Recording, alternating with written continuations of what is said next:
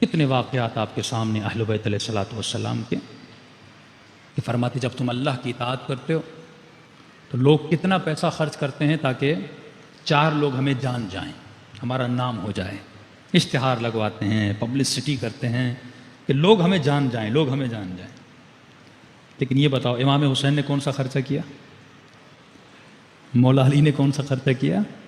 انہوں نے بس زندگی میں ایک کام کیا کہ دنیا اللہ کو جان جائے، اور اللہ کا وعدہ ہے جب تم میرے لیے کرتے ہو میں تمہاری محبت لوگوں کے دلوں میں ڈال دیتا ہوں۔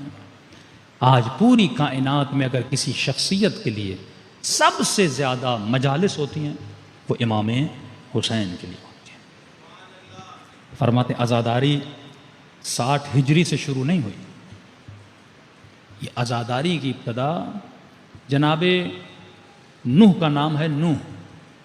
نوح مطلب سب سے زیادہ نوحہ کرنے والا، سب سے زیادہ رونے والا۔ فرمایا حضرت نوح کوزے بناتے تھے، مٹکے بناتے تھے۔ ایک شخص آیا، اس نے نوح سے مٹکا خریدا، خریدنے کے بعد اس نے نوح کے سامنے مٹکے کو توڑ دیا۔ اب یہ قصہ ہے عذاب نوح کے بعد والا۔ پھر حضرت نوح نے کہا مجھے دوسرا مٹکا دو، حضرت نوح نے دوسرا مٹکا دیا، اس نے دوسرا توڑ دیا، چوتھا توڑ دیا۔ حضرت نوح نے کہا بندے خدا کیا کر رہے ہو، کیوں میرے مٹکے توڑ رہے ہو؟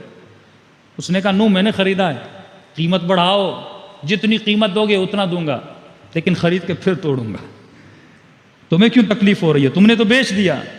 حضرت نوح کہتے ہیں ہاں میں نے بیچ تو دیا، لیکن میں نے بڑی محنت سے بنایا ہے، اپنی بنائی ہوئی چیز کو جب ٹوٹتا ہوا دیکھتا ہوں تو مجھے تکلیف ہوتی ہے۔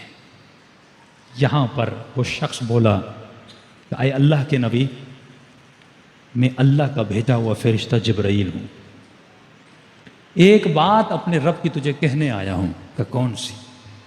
کہ نوح ایک مٹکا تو نے بنایا، اسے جب تم نے ٹوٹتا ہوا دیکھا تجھے تکلیف ہوئی، یہ بندے اللہ نے بنائے ہیں، یہ مخلوق اللہ کی بنائی ہوئی ہے۔ جب تو نے بد دعا دی تھی اللہ نے تمہاری بد دعا کی خاطر اس قوم کو تباہ و برباد کر دیا۔ تو جس طرح مٹکوں کو ٹوٹتے ہوئے دیکھتے تمہیں تکلیف ہوتی ہے، اسی طرح اللہ کو پسند نہیں کہ اللہ اپنے بندوں کو جس کو خود بنایا ہے اور خود ہی تباہ کر دے۔ فرماتے اس واقعے کو سن کر حضرت نوح اتنا روئے کہ کاش میں بد دعا نہ دیتا۔ یہی محبت امام حسین کے دل میں ہے مومنین کے لیے۔ فرماتے ہیں 10 ماؤں سے زیادہ اہل بیت کے دلوں میں آپ کی محبت ہے۔ امام زمانہ فرماتے ہیں جب میں کربلا کے مصائب کو دیکھتا ہوں روتا ہوں، لیکن اے مومن جب تمہاری خطاؤں کو دیکھتا ہوں میں اس سے زیادہ روتا ہوں، کیونکہ ہمارا چاہنے والا عذاب میں جائے، اہل بیت کو اچھا تو نہیں لگے گا۔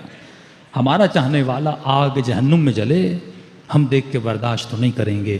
تبھی خدا نے ایک دروازہ کھول دیا کہ اے بندو میں فرش عزائے حسین ابن علی بچھا رہا ہوں، آؤ اس فرش میں تجھے بنانا چاہتا ہوں، میں تجھے اور بنانا چاہتا ہوں۔ یہ جنت میں نے تمہارے لیے بنائی ہے، یہ نعمتیں میں نے تمہارے لیے بنائی ہیں، تمہارے دل میں حسین کی محبت ہے، اس لیے فرمایا ایک قطرہ امام حسین پہ جو بہاتا ہے خلوص دل سے خدا اس کے سارے گناہوں کو بخش دیتا ہے۔ بہت بڑے عالم کہتے ہیں کہ میرے ذہن میں سوال پیدا ہوا، میں پیدل کربلا جا رہا تھا، ذہن میں سوال پیدا ہوا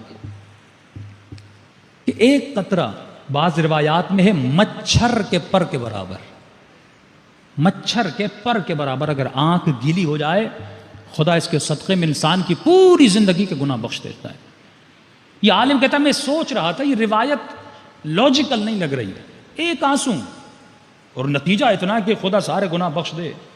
کہ راستے میں جا رہا تھا، ایک سید مجھ سے ملا، ہمراہ ہوئے، بڑی اس نے علمی باتیں کی۔ میں نے کہا اب یہ اچھا موقع ہے میں سید سے سوال کروں۔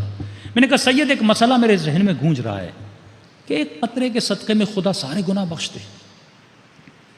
سید نے کہا کہ ایک بادشاہ تھا، ایک اپنے سپاہیوں کے ساتھ جنگل میں شکار کرنے گیا، بہت دور نکل گیا، راستہ بھٹک گیا، سپاہی بادشاہ کو ڈھونڈ نہ سکے، وہ صحرا میں بھٹکتا رہا، پیاس بھوک کا عالم تھا۔ اچانک اس کو صحرا میں خیمہ نظر آیا، وہ ایک بوڑھی کا خیمہ تھا۔ جیسے انہوں نے دیکھا کہ ایک بھوکا شخص ان کے پاس آیا ہے، اس نے کہا میں بھوک سے مر رہا ہوں، مجھے کچھ پلاؤ۔ انہوں نے ایک بکری تھی اس کا دودھ پلایا۔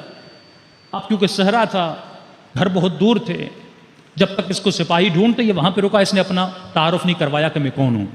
ان کے پاس بکری تھی، انہوں نے کہا مہمان ہے، حبیب خدا ہے، انہوں نے وہ بکری ذبح کر دی۔ 3 دن اس کی مہمان نوازی کی، اس نے گوشت کھایا۔ اس کے بعد سپاہی آ گئے، یہ واپس چلا گیا۔ جاتے جاتے اس نے اپنا ایڈریس دیا کہ جب بھی شہر میں آؤ، کوئی بھی کام ہو میں کام کرنے کے لیے تیار ہوں۔ واپس چلا گیا۔ کہا 1-2 سال کے بعد جنہوں نے اس کو بکری کا گوشت کھلایا تھا وہ شہر میں آئے، اور جب اس ایڈریس پہ پہنچے ان کو پتا چلا یہ تو بادشاہ ہے، یہ تو اس شہر کا بادشاہ ہے۔ بادشاہ کے پاس قبلہ آپ کو یاد ہے 2 سال پہلے ہم نے آپ کی خدمت کی تھی، آج ہم غریب ہو گئے ہیں، اگر آپ کے پاس کچھ ہو تو ہمیں دے دیجیے۔ اس نے اپنے وزیر مشیروں کو جمع کیا، کہا کہ انہوں نے مجھے ایک بکری کھلائی تھی، میں ان کو کون سا انعام دوں؟ احسان کا بدلہ احسان سے کیا جاتا ہے، میں کیسے اس کا احسان چکاؤں؟ انہوں نے قبلہ اس نے 1 بکری دی تھی، آپ 10 بکریاں دیجئے، دوسرے کا بکریوں کا پورا ریوڑ دیجئے، تیسرے نے کہا آپ اس کو ایک باغ بھی دیجئے، چوتھے نے کہا نہیں اگر اتنا ہی اس نے احسان کیا ہے تو آپ اس کو کوئی مشیر بنا دیجئے، کوئی حکومتی سرکاری عہدہ دے دیجئے۔ بادشاہ نے کہا یہ ساری باتیں صحیح ہیں لیکن یہ عدالت کے خلاف ہے۔ کہ وہ کیسے ہے؟ کہ اس کے پاس جو کچھ تھا، اس کی زندگی کی کمائی بکری تھی، تھا اس کے پاس، اس کا سرمایہ، اس کی دولت 1 بکری تھی، اس کے پاس جو کچھ تھا اس نے مجھ پہ نچھاور کر دیا۔ تو عدالت کا تقاضا یہ ہے کہ جو کچھ میرے پاس ہے میں بھی اسے دوں۔ الغرض اس سید نے کہا کہ اے ایک آنسو کی بات سن کر سوچنے والے، حسین کے پاس جو کچھ تھا اللہ کی راہ میں دے دیا۔